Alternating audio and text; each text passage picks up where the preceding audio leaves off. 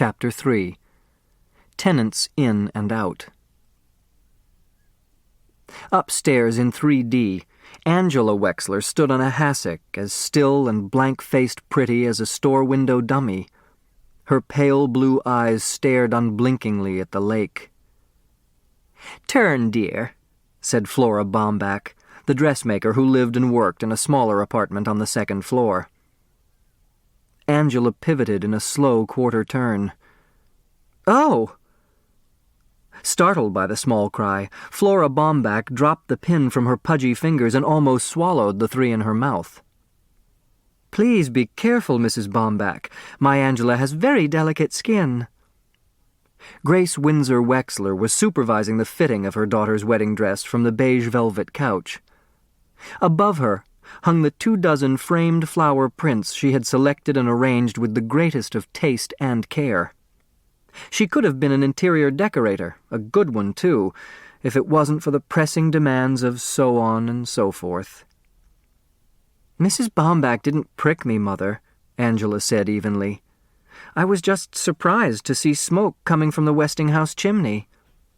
Crawling with slow caution on her hands and knees, Flora Bomback paused in the search for the dropped pin to peer up through her straight gray bangs. Mrs. Wexler set her coffee cup on the driftwood coffee table and craned her neck for a better view. "We must have new neighbors. I'll have to drive up there with a housewarming gift. They may need some decorating advice." "Hey, look, there's smoke coming from the Westinghouse." Again, Turtle was late with the news. "Oh, it's you." Mrs. Wexler always seemed surprised to see her other daughter, so unlike golden-haired, angel-faced Angela. Flora Bomback, about to rise with the found pin, quickly sank down again to protect her sore shin in the shag carpeting. She had pulled Turtle's braid in the lobby yesterday. "Otis Amber says that Old Man Westing's stinking corpse is rotting on an oriental rug." "My, oh my!" Flora Bomback exclaimed, and Mrs. Wexler clicked her tongue in an irritated tsk. Turtle decided not to go on with the horror story. Not that her mother cared if she got killed or ended up a raving lunatic. "Mrs. Bomback, could you hem my witch's costume? I need it for tonight." Mrs. Wexler answered, "Can't you see she's busy with Angela's wedding dress? And why must you wear a silly costume like that? Really, Turtle, I don't know why you insist on making yourself ugly."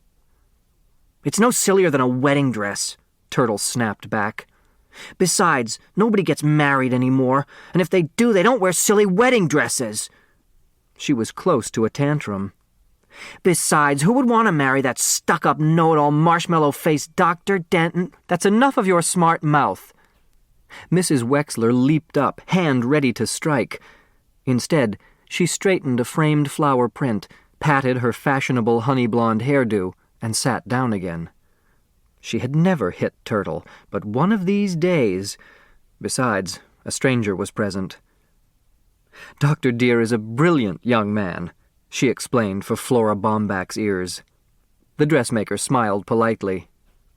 "Angela will soon be Angela Dear. Isn't that a precious name?" The dressmaker nodded. "And then we'll have 2 doctors in the family. Now where do you think you're going?" Turtle was at the front door. "Downstairs to tell Daddy about the smoke coming from the Westinghouse." "Come back this instant. You know your father operates in the afternoon. Why don't you go to your room and work on stock market reports or whatever you do in there?" "Some room. It's even too small for a closet." "I'll hem your witch's costume, Turtle," Angela offered. Mrs. Wexler beamed on her perfect child draped in white. "What an angel." Crow's clothes were black, her skin dead white. She looked severe, rigid, in fact. Rigid and righteously severe. No one could have guessed that under that stern facade her stomach was doing flip-flops as Dr. Wexler cut out a corn. Staring down at the fine lines of pink scalp that showed through the podiatrist's thinning light brown hair did nothing to ease her queasiness. So, softly humming a hymn, she settled her gaze on the north window. Smoke! Watch it! Jake Wexler almost cut off her little toe along with the corn. Unaware of the near amputation, the cleaning woman stared at the Westinghouse. If you will just sit back, Jake began, but his patient did not hear him. She must have been a handsome woman at one time, but life had used her harshly. Her faded hair, knotted in a tight bun on the nape of her gaunt neck, glinted red gold in the light. Her profile was fine, marred only by the jut of her clenched jaw. Well, let's get on with it. Friday was his busy day. He had phone calls to make. Please sit back, Mrs. Crow. I'm almost finished. What? Jake gently replaced her foot on the chair's pedestal. I see you've hurt your shin.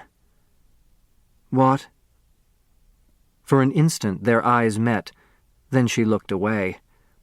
A shy creature, or a guilty one, Crow averted her face when she spoke. Your daughter Turtle kicked me, she muttered, staring once again at the Westinghouse. That's what happens when there is no religion in the home.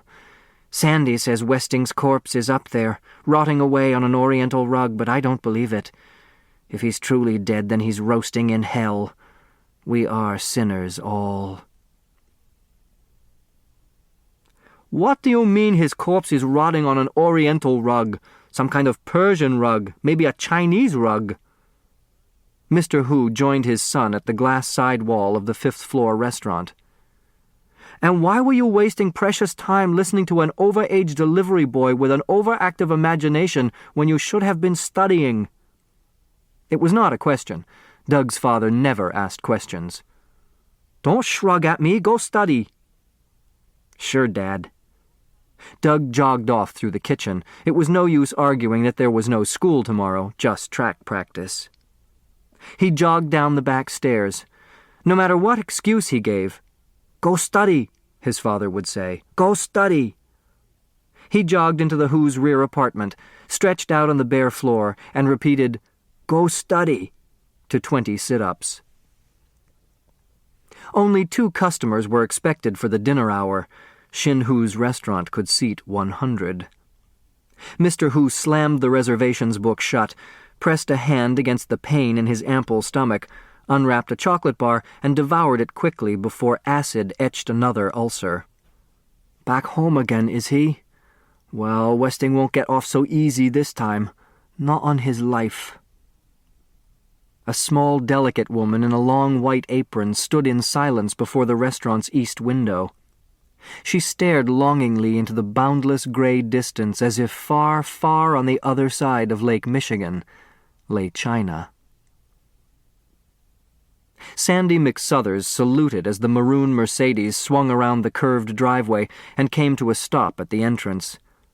He opened the car door with a ceremony reserved only for Judge J.J. Ford.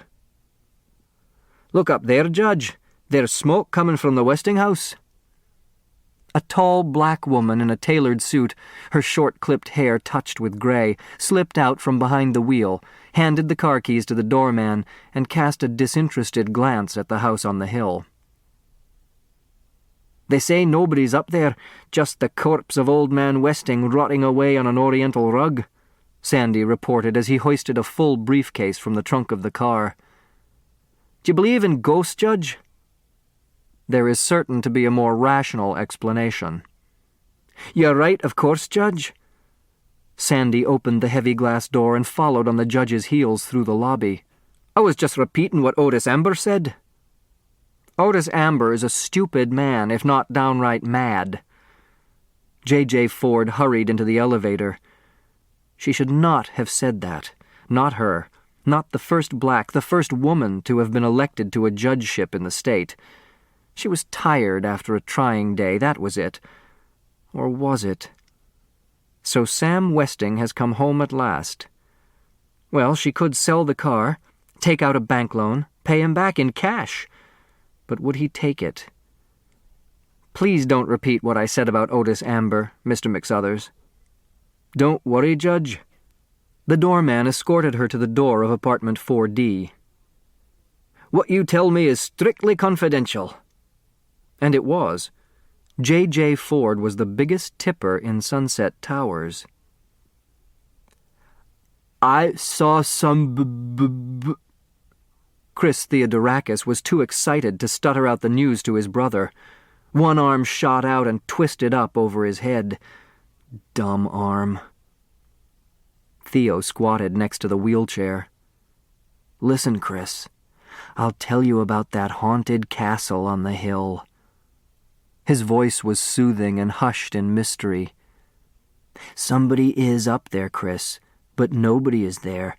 Just rich Mr. Westing, and he's dead. Dead as a squashed June bug and rotting away on a moth-eaten oriental rug." Chris relaxed, as he always did when his brother told him a story. Theo was good at making up stories. "And the worms are crawling in and out of the dead man's skull, in and out of his ear holes, his nose holes, his mouth holes, in and out of all his holes." Chris laughed, then quickly composed his face. He was supposed to look scared. Theo leaned closer. "And high above the putrid corpse, a crystal chandelier is tinkling. It tinkles and twinkles, but not one breath of air stirs in that gloomy tomb of a room." Gloomy tomb of a room. Theo will make a good writer someday, Chris thought. He wouldn't spoil this wonderful, spooky Halloween story by telling him about the real person up there, the one with the limp. So Chris sat quietly, his body at ease, and heard about ghosts and ghouls and purple waves, and smiled at his brother with pure delight. "A smile that could break your heart," Sidel Pulaski, the tenant in 3C, always said. But no one paid any attention to Sidel Pulaski. Sidel Pulaski struggled out of the taxi, large end first. She was not a heavy woman, just wide-hipped from years of secretarial sitting. If only there was a ladylike way to get out of a cab. Her green rhinestone-studded glasses slipped down her fleshy nose as she grappled with a tall triangular package and a stuffed shopping bag. If only that lazy driver would lend her a hand. Not for a nickel tip, he wouldn't. The cabbie slammed the back door and sped around the curved driveway, narrowly missing the Mercedes that Sandy was driving to the parking lot. At least the never-there-when-you-need-him doorman had propped open the front door. Not that he ever helped her, or noticed her, for that matter. No one ever noticed. Sidel Pulaski limped through the lobby. She could be carrying a high-powered rifle in that package, and no one would notice. She had moved to Sunset Towers hoping to meet elegant people, but no one had invited her in for so much as a cup of tea. No one paid any attention to her, except that poor crippled boy whose smile could break your heart, and that bratty kid with the braid. She'll be sorry she kicked her in the shin. Juggling her load, earrings jingling and charm bracelet jangling, Sidel Pulaski unlocked the several locks to apartment 3C and bolted the door behind her. There'd be fewer burglaries around here if people listened to her about putting in deadbolt locks. But nobody listened. Nobody cared. On the plastic-covered dining table, she set out the contents of the shopping bag: 6 cans of enamel, paint thinner, and brushes. She unwrapped the long package and leaned 4 wooden crutches against the wall. The sun was setting over the parking lot, but Sidel Pulaski did not look out her back window. From the side window, smoke could be seen rising from the Westing house, but Sidel Pulaski did not notice. "No one ever notices Sidel Pulaski," she muttered. "But now they will. Now they will."